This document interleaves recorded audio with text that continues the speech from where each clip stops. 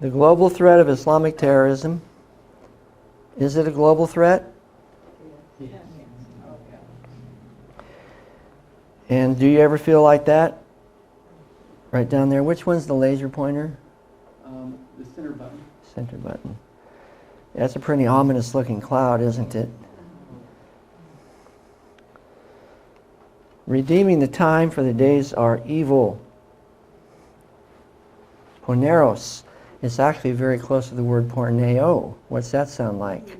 Pornography. They're closely related words, and they have a lot of overlap in their meaning. We basically are living in pornographic times. So how do we stay clean in the middle of a world like that? Through that light that we were just referring to.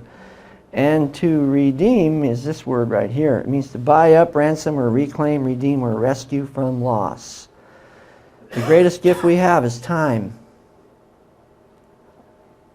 The only thing that's better, more important than that is wisdom, knowledge, and understanding. Money comes in a way third second. If that makes any sense. Okay, discernment, understanding, integrity. James was with me in Colorado. We talked about this. This is the Holy Spirit DUI. See? Discernment, understanding, integrity. By the way, the first time I ever met OJ and we really talked to you, we talked about spiritual warfare. Remember that, OJ? At Chick-fil-A? It sure came true, didn't it? So that we may no longer be infants, tossed to and fro and carried about by every wind of doctrine and the dishonesty of men, cunning craftiness and wiles of deceit. We're not just facing a one-facet adversary. We have a multifaceted adversary who has a lot of different tactics that he's perfectly capable of using depending on the situation and the circumstances. And we ourselves should be the same. Fully equipped and capable of using the weapons of spiritual warfare that the Lord has given us in whatever circumstances require at any given time. Because that's what the name of God actually is. I am. The name of God comes from the verb to be, to exist. Past, present, and future, is, was, will be. Those are all compressed in the verb to be, but also the concept of existence itself. All compressed into the name of God, Yahweh, derived from the verb to be. I am that I am, I was what I was, I will be what I will be, in any form of the verb to be, plus overlaid on top of that, or compressed into that, the concept of existence itself. So when you take one of the first letters of the name of God and attach it to a verb, like Shua, Yeshua, you mean it supernaturalizes the verb. It means it makes it eternal. God, the eternal God, who was, is, and will be forever, has become salvation. That's what Jesus' name means. Whenever you see a verb with the little first letter of the name of God attached to it, it supernaturalizes the verb. It makes it eternal. And that's what his name means. And then the night is almost finished. The day is almost here. Rise up, my love, my fair one. Song of Solomon. For lo, the winter is past. Come away, come away. So we should stop doing whatever things belong to darkness. We should prepare. Somebody just a minute ago said the word prepare. You know, our adversaries are preparing too. They're taking it very seriously. So should we be? Mm-hmm. To fight evil with what? What are we supposed to be fighting? Fighting evil with the weapons that belong to the light. We have lightsabers, so to speak. So you start to see that a lot of these concepts overlap, don't they?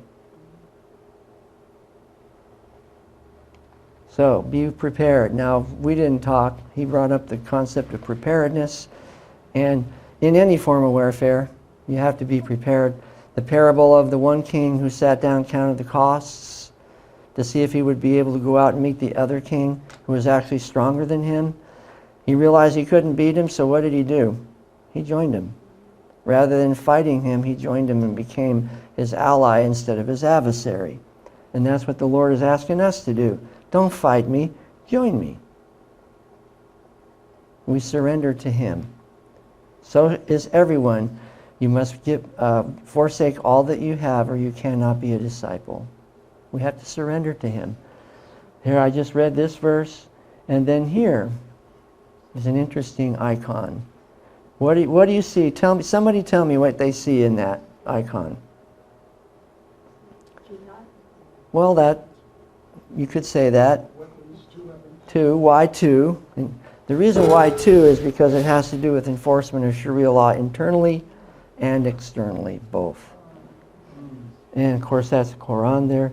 This is, it says Al-Ikhwan, the Brotherhood of Islam, the Muslims. This word here is the most intriguing one to me. Why Yayuda? Be prepared. Just like what we read. Prepare. Both sides are preparing. If you want to limit it to 2 sides, everybody's supposed to be preparing. Oh, one other thing. Do you see any exclusion zones in that part? North America has a big X on it. Yeah, the whole world. Mm-hmm. And that's the strategy. The strategy is very simple. What will your strategy be tonight after you be done with the meeting? What will your strategy be? Your goal. Same word as goal. What will your goal be tonight after we're done here? So simple you don't even think about it. Go home. It's that simple. It's a 2-word thing. Go home. What is complicated and kaleidoscopic is how you do it. Because if we had Groundhog Day and we were here every single day, there wouldn't be one time where you would arrive at exactly the same moment in time on any given day, because there are also always intervening events, changes, subtle things. Those are the tactics, how you actually do it. That's the complicated part. The goal is simple, that Islam will prevail in the world. What is complicated is the tactics. And the big mistake we've been making is fighting tactic and not strategy. Because when you fight tactic, you will never win, because tactics change constantly. But if you know the strategy, instead of engaging, what you do is you go to the end point and wait for your adversary to arrive. Because they are bound by their strategy to come to an end point. That's why Jesus defeated him at the cross. He knew. And he is forever defeated. So meanwhile, what I wanted to show you here was a particular point, this phrase right here. What does it say? Observant Muslim base. It's part of what's called the Explanatory Memorandum that was written in 1987 by the Muslim Brotherhood's Shura Council, that's the leadership group, in North America, including Canada and United States. This is their strategic and tactical document that lays out exactly what they intended to do. This is what, 30 years ago? Now the phrase in Arabic up there is this, Al-Qaeda al-Muslimina al-Muslima. You ever heard the word Al-Qaeda before? This was written 10 years before Al-Qaeda in Afghanistan ever existed. It didn't start in the Middle East, it started here. The concept of Al-Qaeda is an ancient concept. The first base was Medina in 621. Al-Qaeda is not an organization, it's a concept. There are groups called it, but underneath that, it's not an organization, it's a concept, meaning the base. And the goal is to conform, have people conform to a rigid standard called Sharia law. And that's why you see the change within the Islamic world, even in the United States, because they're becoming more this, al-Muslima. They are becoming the base. They're becoming a political force. They're going to be influencing the election. They're going to be on the Hill April 18th on Monday to promote some of their concerns or make known some of their concerns, and which includes the promotion of Sharia law. So this is strategy and tactics. What were we talking about here? Warfare, right? Weapons of light. How do we fight? By doing like the guy's going to do maybe Monday and shred a Quran either by CNN or on the state capitol steps, is that fighting with weapons of warfare? No. That's not using wisdom. That's not what we're called to do. We're not called to chop people's ears off. We're called to use wisdom. It's a whole different concept of how to fight. And why is Islam essentially our adversary, taking away all the violence and everything else? Is one fundamental thing. Because they deny the crucifixion. Now, that's really all you need to know. I mean, that's not really all you need to know, but if you know that, that's an important starting point. Islam denies the crucifixion. What does Paul say about that? If we deny the resurrection, you're Antichrist. And if, in fact, the crucifixion and the resurrection didn't occur, then we are of all men most miserable, right? We really are fools to give up whatever we give up for something that's not even true. But it's not a passive thing either. Islam doesn't give you the choice of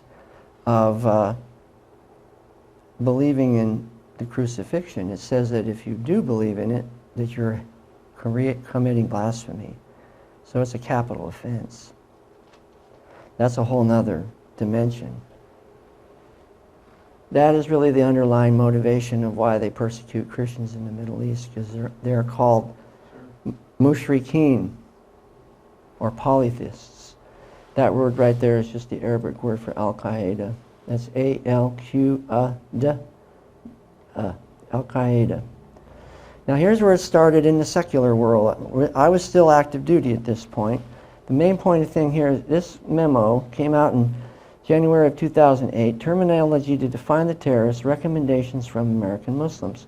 We call it the Words Matter memo. I just remembered, anybody here who wants a copy of this PowerPoint can have it.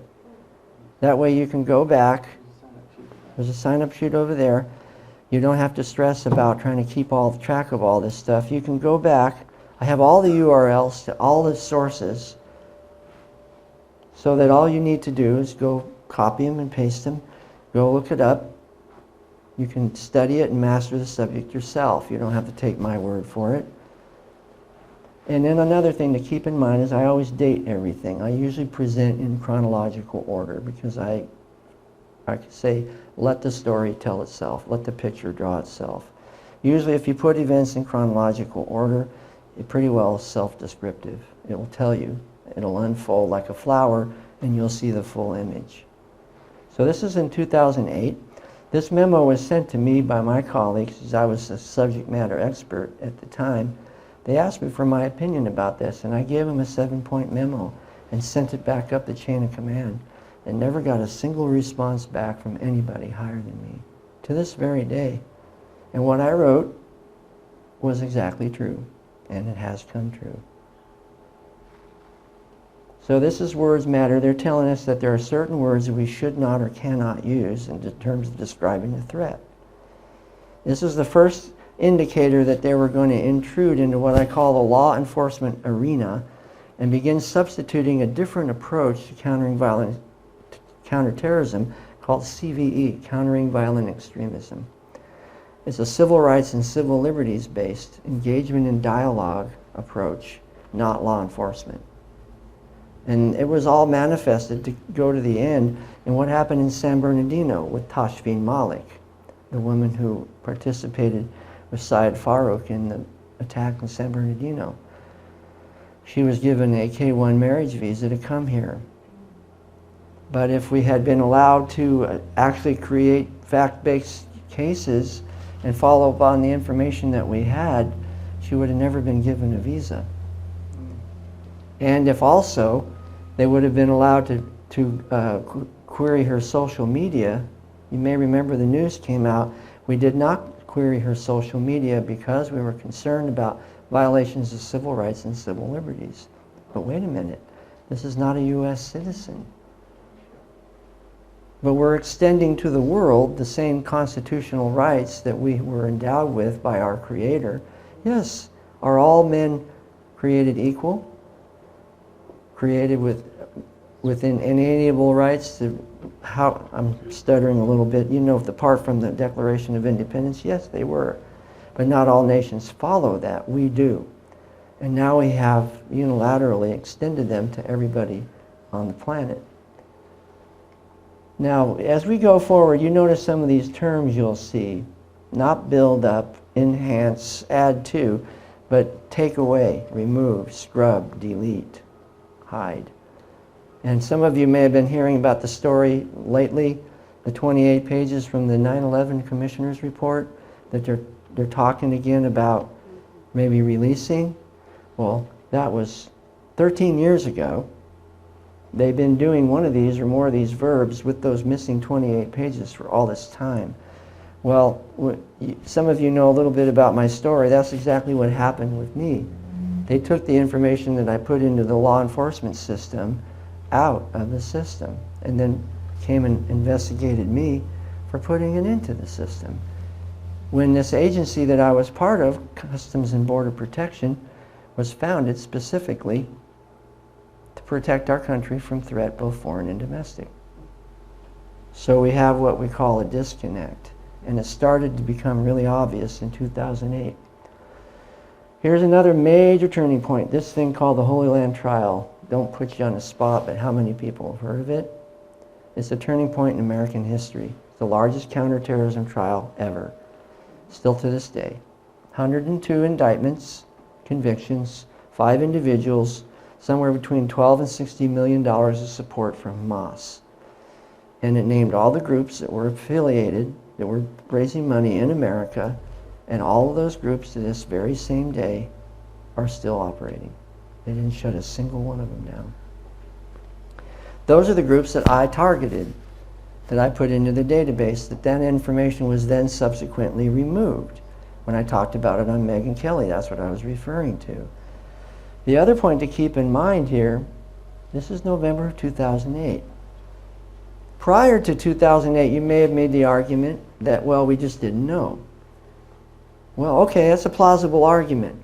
But when the Department of Justice own lawyers bring the trial to federal court in Dallas and successfully argue their case and name 5 individuals and several organizations that are raising money for Hamas, that means that from this point forward, everything the administration did was deliberate and intentional. They knew. They can't say they didn't know. They did know.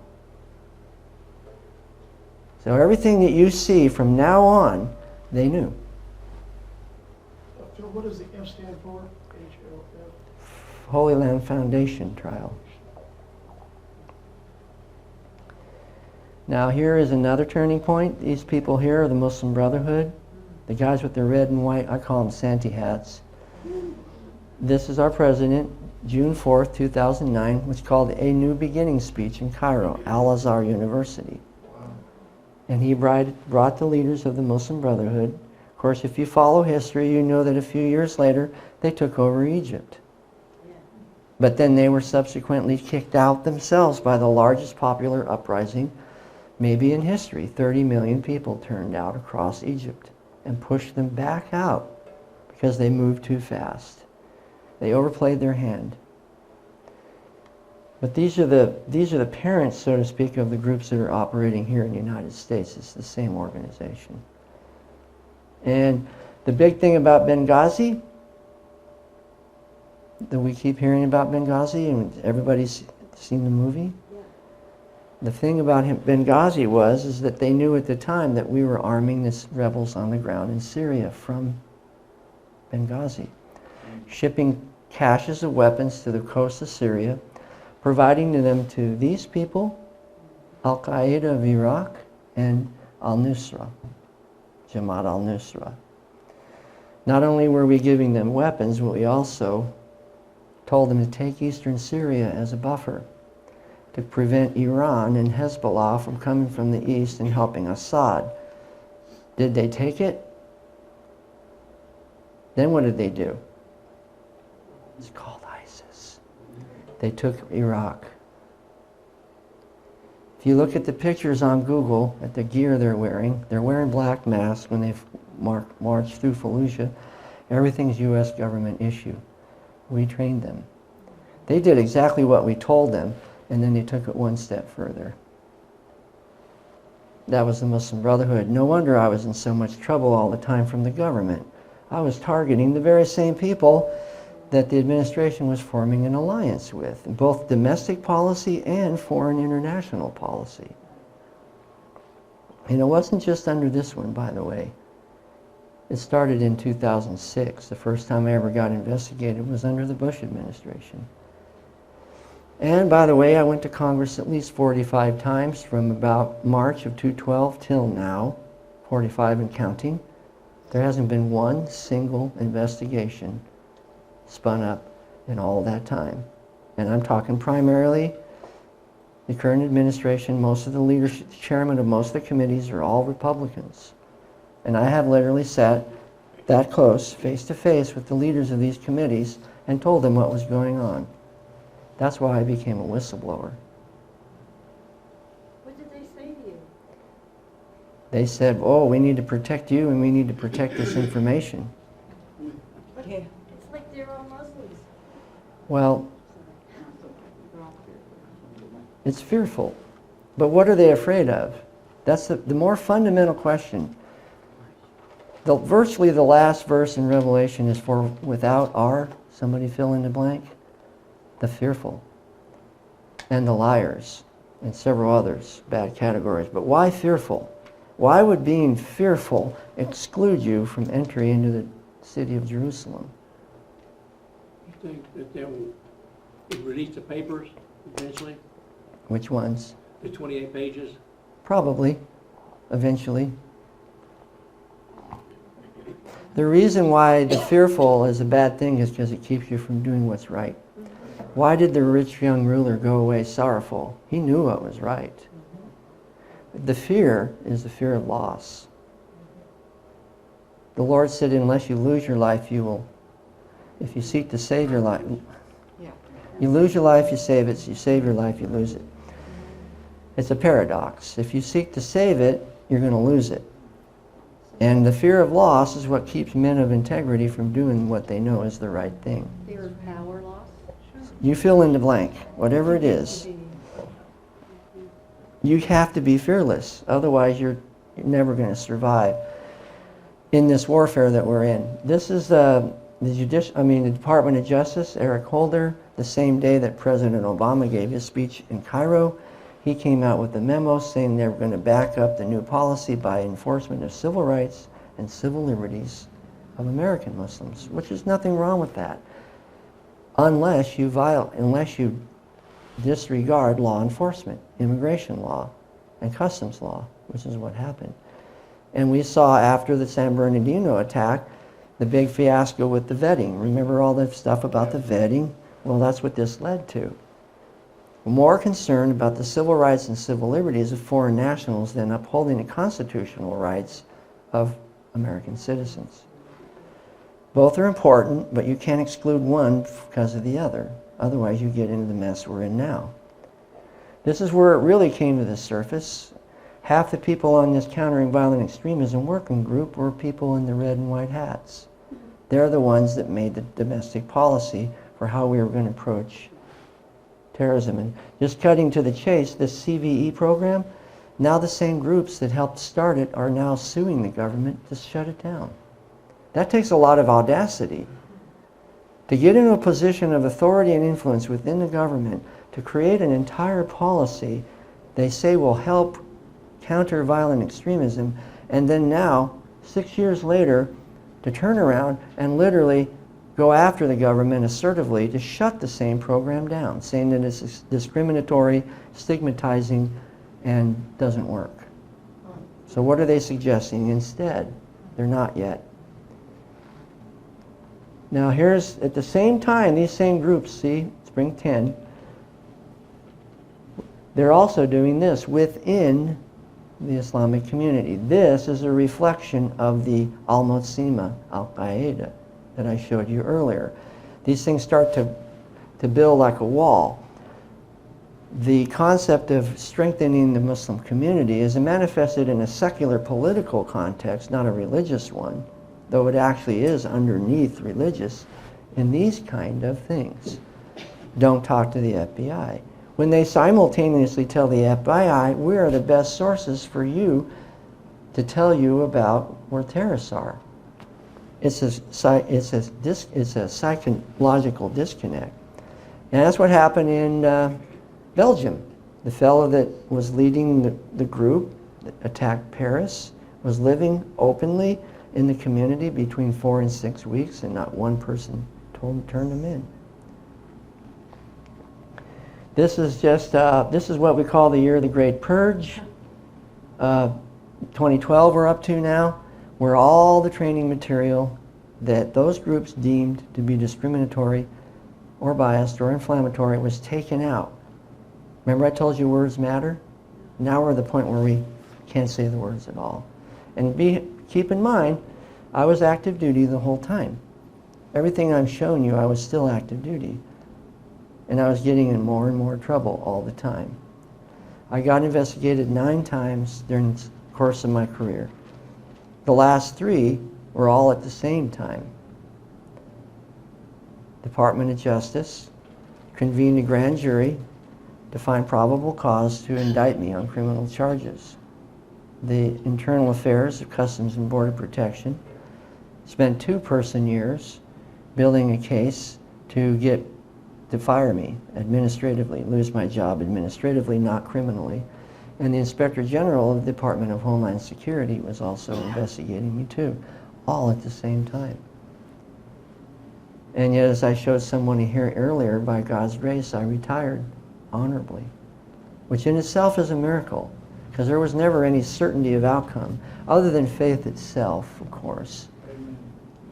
But Are there sometimes, still people there that you think are on your side? oh, there's tons of them. Good. And they're all going, yeah. They are. They're waiting to see how this all turns out, because none of this is actually over yet.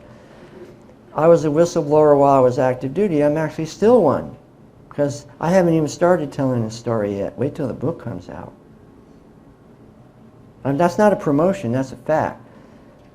Because I don't vindictively point finger at anybody, but I tell the story very honestly. And some of the people should make up their mind very, very soon, because if they're not careful, they're going to be caught on the wrong side of history, and then it'll be too late. When the GIs with the microphones came and said, "Mr. Schmitz, didn't you know about Hitler?" I knew nothing. There was nothing I could do. I was only obeying orders. Does history, the fierce gaze of history, accept that as a legitimate answer? Nope. You do not want her fixing her gaze on you, because she has an unblinking gaze, meaning history. Once she fastens her eye on you, you can't ever get it off. Nobody accepts those answers historically, even to this day, that there was nothing that they could do. As I said, from November 2008 until this very present day, they did know. And yet they chose not to because of, I believe, fear. Fear of loss, prestige, position, like I said, you fill in the blank. And they know better. They are men of integrity otherwise. But when I actually told guys, I say guys, I don't even mean to be so casual about it. These are chairmen of committees. This issue is going to force you into a crisis of why you're here. I told that to them. It's going to force you to come to terms with why you're actually here, and whether you're going to make the right decision or not. And it is. So if they don't make up their mind, pretty soon they're going to be caught on the wrong side of history. This is Eric Holder's legacy. This is the first time in history that law enforcement officers were told that they cannot consider religion when they develop cases. If you do, you will be the one who ends up getting investigated. And I believe, honestly, now based on hindsight, that I was actually intended to be a test case of this. Because from their perspective, I was an Islamophobic, biased, discriminator, abuser of my authority, and I was just, for no reason, going after these people. And they wanted to use me as a test case for these new guidelines. This is exactly the kind of guy we don't want in federal service. But after all was said and done in convening of the grand jury, they could find no probable cause. And these are just some of the other documents. I won't get into this, but again, you guys can look at it, go back through. This tells you the chronological sequence of events of the most significant documents, findings, executive orders that are part of the trajectory that has led us to the point we're at today. And then here we find that CVE, the very same program that the Islamic groups are criticizing, is going to go global. They're going to take it global. They are taking it global. And as I asked Jeff Duncan, the vice chairman of the Homeland Security Committee about 3 weeks ago in his office, I said, if the Islamic groups have publicly renounced the program and emphatically insisted that they have no intention of participating in any of the CVE programs, then who exactly are you going to partner with?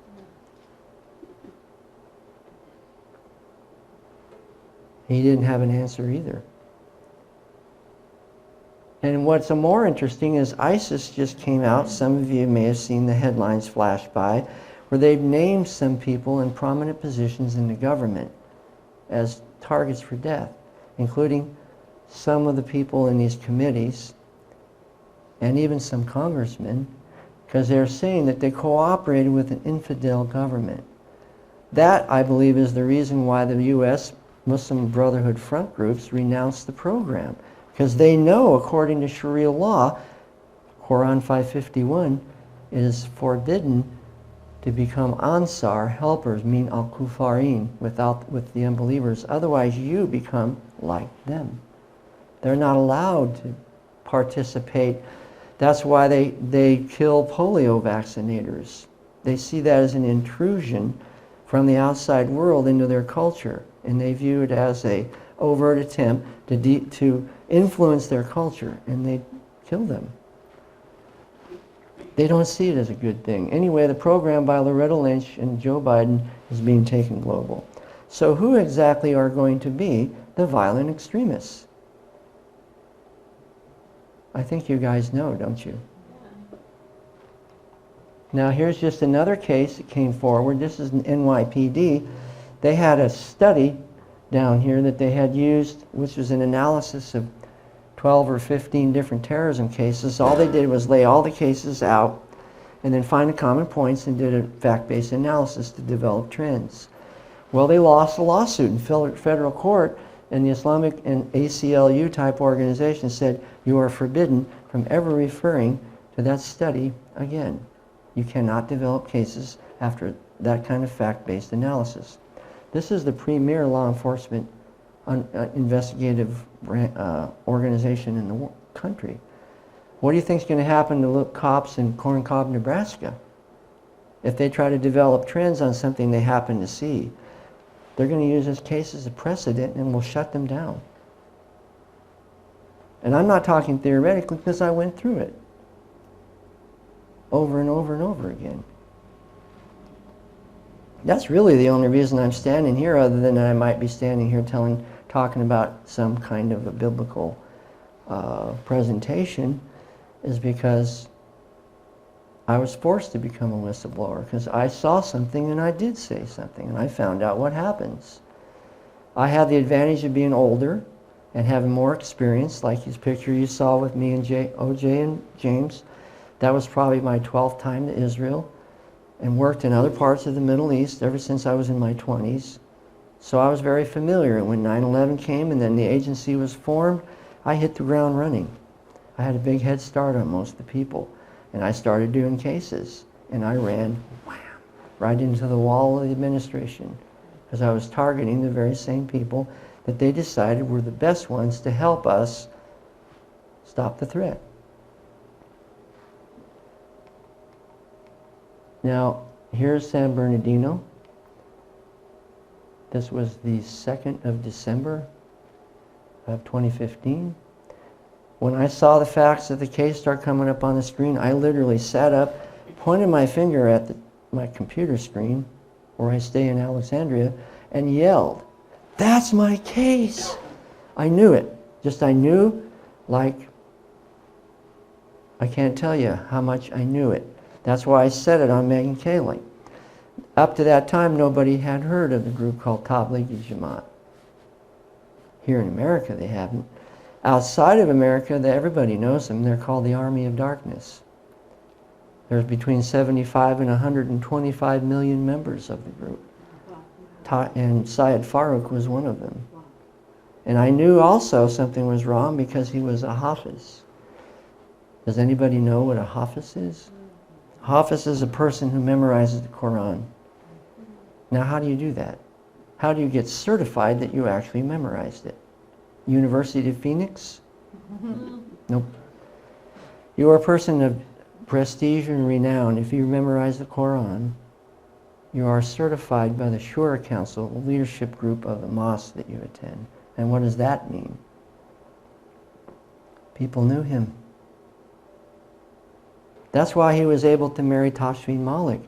She was the daughter of a rich man, a Pakistani man living in Saudi Arabia, very well-to-do. He was seen as a very pious young man, good choice for his daughter, and it was an arranged marriage. That's why he went to Saudi Arabia. She comes back, she's influenced, and he's influenced both by the groups and individuals that I had targeted when I was working in Washington, D.C. Those are the same records that the administration took completely out of the system. That's why my premise is that if we had simply been allowed to do our job, the likeliness of San Bernardino happening would have been reduced to near zero, because Tashfeen Malik would have never got a visa.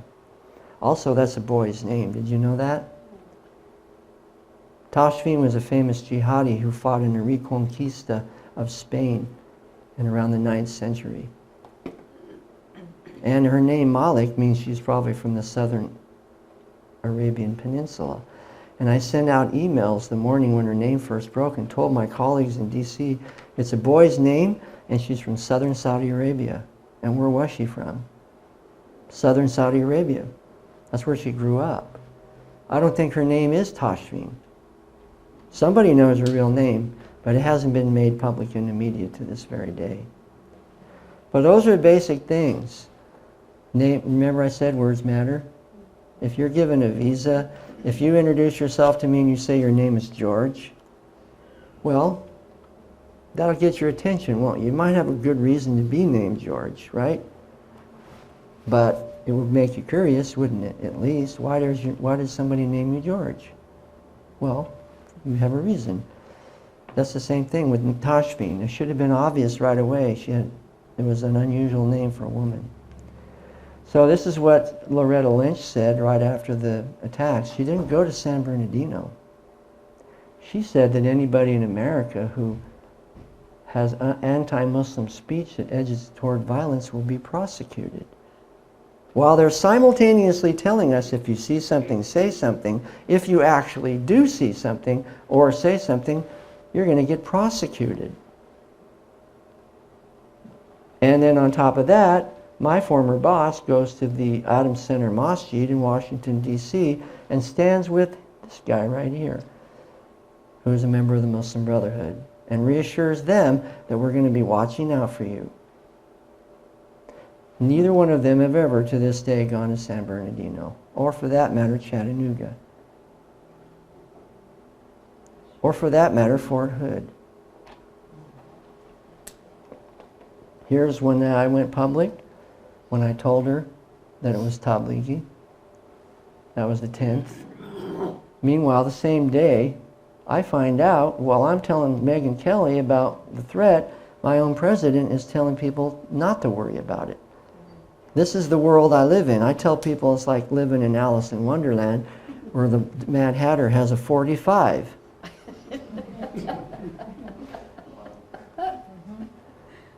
It's very surreal. How does an active duty law enforcement officer who took a vow to protect his country from threat, both foreign and domestic, deal with situations like this? Especially on top of it, if you have a biblical worldview. Here are just some stories about what happened when I was active duty. Another appearance. This is what the this is one of the only public statements they've ever made, which is basically going to say any implication that it's overall meant DHS to protect the homeland is misplaced. They don't ever actually address what I said. They just imply, well, we can't say anything about it. We can't comment, but we're going to comment and say it's misplaced. And then here comes the big thing about the phone. Remember the iPhone fiasco? Well, what's not talked about is the great irony of the whole situation, the paradox. Because what do you suppose the FBI is going to do with the information once they actually do get it? And then what's going to happen if one or more of the people on that list in the phone links back to the records that the government forced me to take out? What is that going to mean? That's what I mean the story's not over yet. Because if they actually do their job, they're going to break the whole network open in the Inland Empire. That's San Bernardino all the way to LA. Because this guy here knew a lot of people. He was a Hafiz, remember I told you? This is what he used to look like. You should have seen him when he came back from Saudi Arabia. There's nothing wrong with dressing that way, like you're just getting off the boat from Pakistan. But if that's your passport picture, and now you look like somebody entirely different, isn't it worth a couple questions? Now, it didn't just end with me deleting information. Remember I told you watch for these words, delete, scrub, remove, etc.? Now we find out that they're changing the narrative on ISIS as well. That they're fabricating the narrative to reassure the American public that everything's going fine, when in fact it isn't. Because anybody who's on the ground sees what's really going on will tell you that it's nothing at all like what's being presented on the news. Here's some more about what happened with me. There's Judicial Watch. Thank God for Judicial Watch. They FOIA'd my case, Freedom of Information Act, in the summer of 2014. And right before I went on Megyn Kelly, we got a big dump of documents, cache.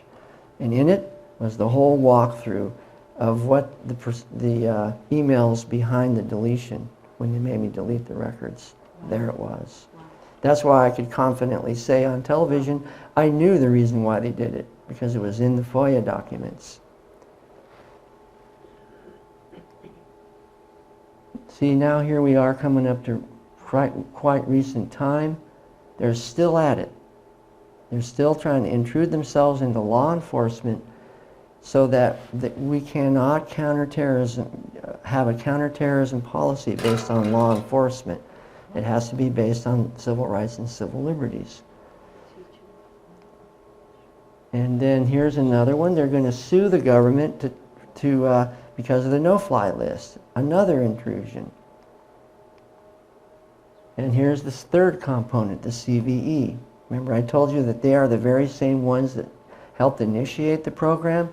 Now they're turning around and trying to get it taken away. And now, remember I told you it went global? This is all real-time stuff. Now it is going global. And again, you guys can look at the URLs and look all this stuff up and bore yourself silly trying to read through all the bureaucratic language, but eventually you will come to exactly the same ominous conclusion that I am conveying to you now. Something's wrong. Is any of this prophetic? Now we really get down to the bottom.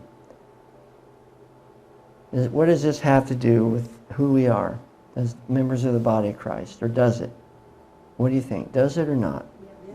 Is there anything in the Bible that you could tie these things to? These macro trends? Yeah, lots of things in the Bible you could tie into. So once we know it, then what? Now we go back to the DUI. Discernment, understanding, and integrity. We're not going to be able to address the nature of the threat if we don't have integrity, because we will get creamed on the battlefield. There's what I call secret indulgences. things you allow yourself to do on the side, will leave a gaping hole in your armor. When I was a younger believer, I used to think the verse that said, "You will be a lamp unto my feet," was kind of like holding a candle and just kind of inching along, you know, groping your way along, if you will. But that's not it at all. Where does the light, when we are enlightened, where does the light come from? Out of us. We're not holding a candle. We are a 500-watt light bulb in the middle of the enemy's battlefield. Don't forget, this whole campaign we're involved with is trespass. We're intruding into the enemy's territory, because unto me are given the kingdoms of this earth, and I give them to whomever I will. We're fighting a battle in darkness, with weapons of warfare flying by us. And what is our job? To find men and women that are wounded on the battlefield and come up to them and say, "I've come to save you." And pick them up and carry them away. That's called soterion. That's what we're called. A healing warrior. Have you ever heard of such a concept anywhere outside of the Bible? A healing warrior? That's what we are. We're soterions. That's what we're called to be. Fully equipped soldiers whose main priority is to go out and find people who are wounded, near death, in darkness, and bring them into the light. That's what evangelists are actually supposed to do. You know the word for therapy? You know what it means in Greek? To hover over. Nice concept, isn't it? That's what nurses do. They hover over their patients. That's what we're called to do, like the Spirit of God who hovered over the face of the deep. We're exactly like the Spirit itself. We have a treasure in an earthen vessel. We need to grasp it. And I can tell you the surest way you know that whether or not you're grasping it. Are you prepared for the return of the King? Do you see him coming back? If you do, you're the bride. Because you're about the business. You're what I call a woman with her hair flying. One highly motivated individual who's so focused as she moves high speed, that hair is just flying behind her. Nothing distracts her. She's a beautiful woman, but she's also carrying a sword and a shield. What man wouldn't want to marry a girl like that? And that's what we're called to be. To see our returning King. He is coming back in a real time, in a real place, among real people. And we may very well live to see it. But before that day comes, between today and then, is the big question mark. Because all of these wars and rumors of wars and battles and Ezekiel's and Zechariah's and Obadiah's and everything else is going to happen first. This is our finest hour. Not a point of diminishing and shrinking away. A time of going into the battle, not drawing back from it. And what will keep you from going into the battle? We talked about it already. Fear. Now you see why those who are fearful are without. I gave you everything you needed to address the threat and stand your ground in the place and time where you were born, among the ethnic group that you were born into. And what did you do with it? I was afraid, Lord. I went and buried my gift in the ground because I knew that whatever I did probably wouldn't satisfy you anyway. Remember that parable? That was a bad attitude. That's the reason why the Lord was so angry with him. Not so much that he buried it, that his attitude was poor. He was falsely characterizing the nature of the man he worked for, the Lord he worked for. No, that's not his nature at all. The least you could have done was put it in the bank so it would draw interest. You didn't even do that, said he. So take what he has and give it to somebody else who is more worthy. Take heed what you hear, for unto those who have more shall be given. But unto those who have not, even that which they seem to have will be taken away. I believe as a country we're on the verge of that. If we don't start taking heed to what we hear, even that which we seem to have will be taken away from us, and we'll be left with nothing. And all these false doctrines will not nurture and sustain us in the time that we may very well go through. You're going to be left bereft, naked. Now, is the Lord merciful? Sure He is. But why go through it if you don't need to? This is the Psalm 2. This is the voting for the recognition of the Palestinian state. Virtually every country on earth. The kings of the earth set themselves, and the rulers take counsel together against the Lord and against His anointed. And who are the anointed? It's not just Jesus. It's the people of Him, of the covenant. Who are they? The ones that are called and chosen. The people of the covenant. The world can't see the Lord, so who is it going to take His fury and rage out against? What it can see. And what are the two things in the covenant? The land, the people, and the Lord. Of that threefold components of the covenant, which are the two that the world can see? The land and the people. And what is the world raging against right now? The land and the people. The 1% that don't believe in the Iran deal, who are those people?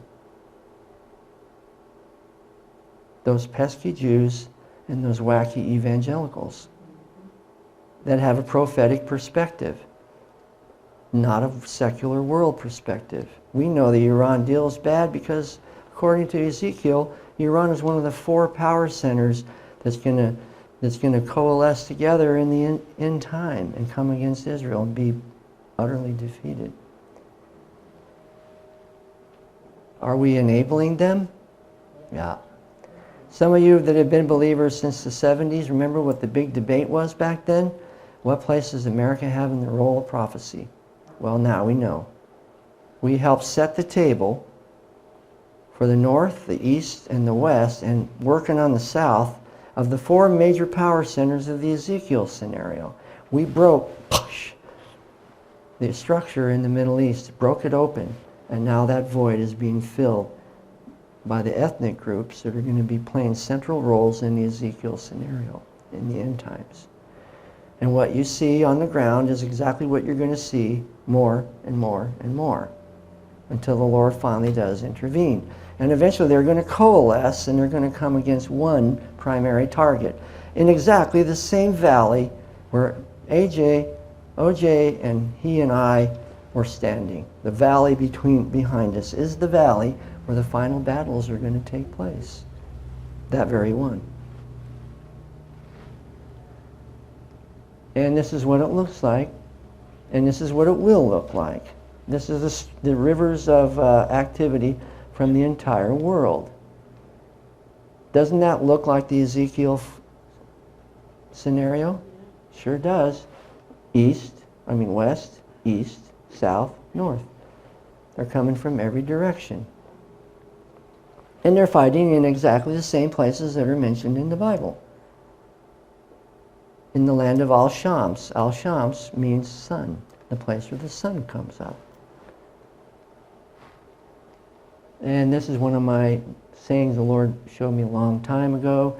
To me, this is theology in a nutshell. Israel reveals the hearts of men, and Jerusalem will sift the nations. That's basically what it will come down to.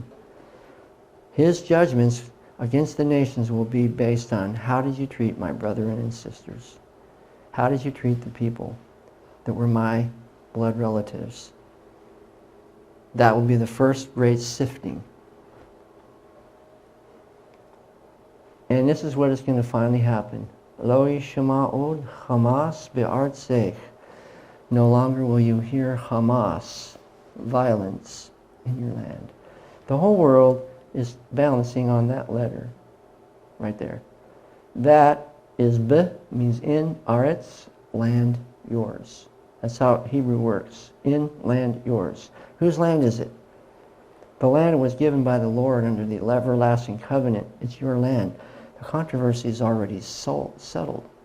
The only question mark is what will happen between today and the final culminating battles like in Zechariah, Ezekiel, Obadiah, and Psalm 18. That's the question mark. And the other question mark is, what role will we play in it? Are we redeeming the times? Are we recognizing the everlasting covenant? Are we afraid of the threat? Humanly, maybe some. It's not a pleasant topic. But are we going to be so afraid that we're going to withdraw? No, I hope not. And by the way, here's another thing that's going on. What's the headline say? Muhammad as Spirit of Truth, a Christian testimony against Islamophobia. To dissect that out, Muhammad claimed that he was the Paraclete. You know what the Paraclete is? Who knows what Paraclete is? What's the Paraclete? OJ? Muhammad said he was the one that Jesus prophesied would come alongside of you and lead and guide you into all truth and show you things to come. That's pretty blatant, isn't it? However, those who believe that the Holy Spirit actually is just the Holy Spirit are committing blasphemy according to Islam, because Muhammad is the one who is the fulfillment of Jesus' prophecy. What do you do with a contradiction like that? Compromise? I don't think so. The crucifixion is bad enough. But then to say on top of it that Muhammad is the Holy Spirit is perhaps even worse. Because there's actually two unforgivable sin. One is taking a mark. The other one is what? Yeah, and this is awful darn close to it, wouldn't you say? So, let's see what else we have here. The video shows, this is what the Islamic world sees coming. That's Jerusalem. That's Al-Shams. This is why ISIS uses the words in ISIS. Al-Shams. You see the significance of the names? Words matter. Everybody in that part of the world knows exactly what the name ISIS implies. It implies this. That's Jerusalem from the east. These guys are standing on the Mount of Olives, coming ready to attack the city. If you go and look at the video, which the link is in the PowerPoint, you will see it starts out with that guy right there, just one person. And as the camera draws back, there's more and more and more till there's this huge crowd. And they destroy the city. Isn't that what the scenarios are in the Bible? But this is... the war of Gog and Magog? Not just. Do you think that's going to happen right before the beginning of the 7-year trip? I don't know between the tribulation, Psalm 83, Ezekiel, and Zechariah, and Obadiah, how exactly to lay them out, but they're all going to happen. Well, I've studied eschatology, and I've always wondered if the war of Gog and Magog would be right before.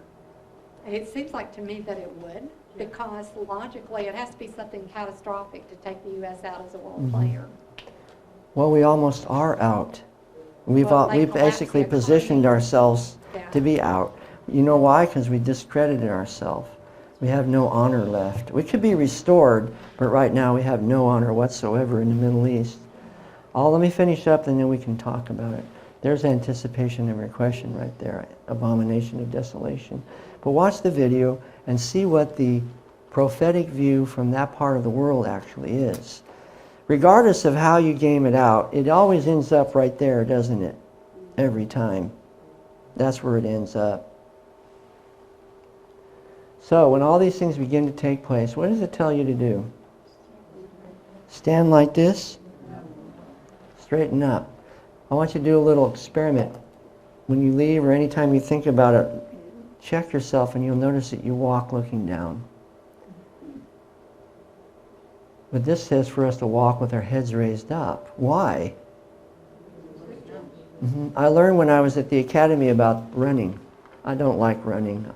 I never was much for running. But I learned something. The Lord showed me, keep your head up when you, watch where your feet are. Keep your head up when you run. Because otherwise you're running like this, you choke your neck.